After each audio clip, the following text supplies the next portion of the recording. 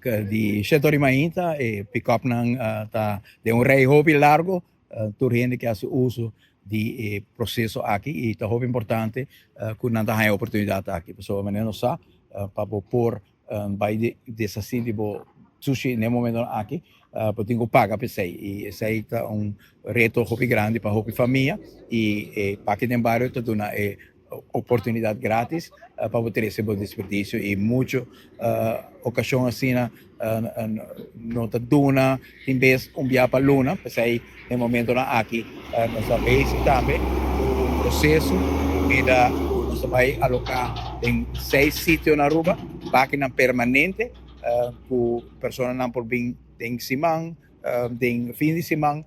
ter esse sushi grátis. E esse é projeto que nós estamos desenvolvendo junto com o colega Wendy Sicília, com aporte de ATA também. Então, dezembro nós temos dois, nós estamos anunciando no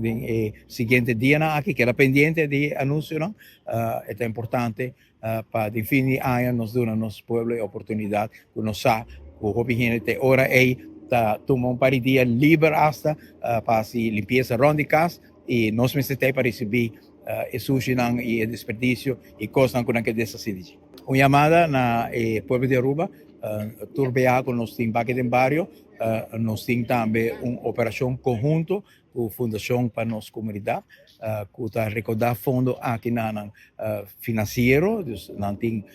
não pode não para recordar fundo na financeiro, pero não está aqui também, o bambis que bahasi cambio de frigideiro, stove, mueble de casa, cama, caixa não está para aqui nada e se está algo o por usar ainda que está em boa condição não está receber isso também com muito gosto porque tem hobby gente que tem